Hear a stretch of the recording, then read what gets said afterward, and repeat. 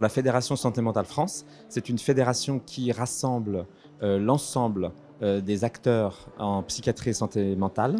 Nous avons à la fois des acteurs du sanitaire, du soin, des acteurs du médico-social et du social, et puis des acteurs qui sont des associations de personnes concernées, ou des proches, ou des centres de ressources. Voilà. Donc un spectre très large et transversal. L'idée de la fédération, c'est vraiment de pouvoir défendre et faire avancer les intérêts supérieurs communs à tous ces acteurs.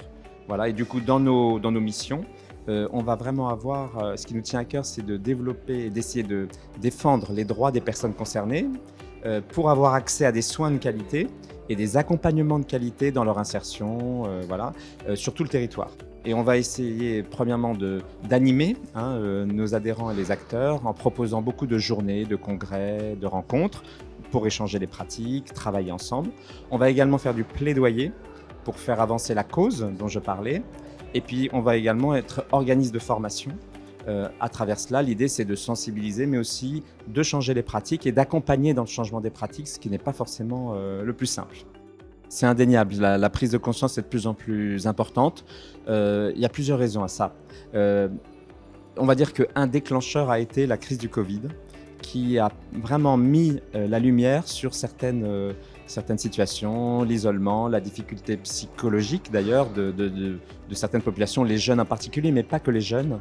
Voilà, donc ça a été une sorte de révélateur. Moyennant quoi, moi j'ai pas un énorme recul, mais j'ai quand même une bonne quinzaine d'années de recul et la fédération en a 70. On voit que les choses quand même évoluent, que le sujet de la santé mentale est de plus en plus un sujet qui est considéré, qui est abordé.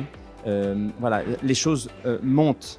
Et ne serait-ce que par exemple chez les employeurs ou dans le monde du travail, il y a à peu près 10-15 ans, on ne parlait vraiment pas de ce handicap psychique.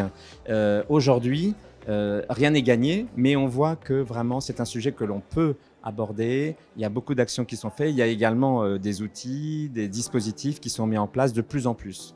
Voilà, donc je pense que on constate de là d'où on part, eh bien que les choses évoluent. C'est encourageant, mais le travail est énorme encore. La première chose on en a parlé ce matin, mais la première chose qui est importante, c'est le changement du regard. Le changement du regard pour ne pas craindre, ne pas avoir peur de ces maladies et du handicap psychique que l'on peut avoir, les situations de handicap psychique, ne pas avoir peur de ça, ne pas avoir peur de se dire, de mettre à l'écart, prendre conscience que la santé mentale, tout le monde en a une et qu'il faut en prendre soin, et que certaines personnes, elles, sont atteintes par des troubles lourds et avec des conséquences plus fortes. Donc déjà, changer notre regard sur ça n'arrive pas qu'aux autres, changer notre regard sur ça peut arriver et c'est pas un problème. On peut s'en occuper, on peut en tenir compte, on peut continuer à avoir une vie épanouissante. Voilà, il faut juste le gérer comme quelqu'un qui peut-être se sera cassé la jambe ou la cheville et il faudra que cette personne se fasse opérer, qu'elle se fasse plâtrer, puis qu'elle se fasse rééduquer et après elle reprendra une vie correcte avec peut-être une fragilité là, mais c'est pas un souci.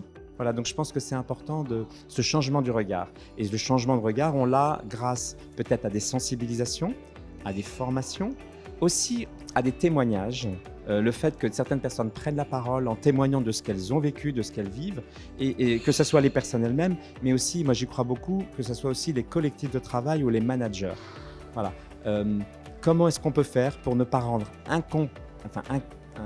incompatibles les fragilités peut-être psychiques ou de santé mentale avec une réalité d'entreprise ou d'employeur où il faut délivrer, où il y a des objectifs. Voilà, je crois que c'est très important. Donc c'est plutôt ce changement de mentalité par laquelle il faut commencer et puis dérouler après les choses.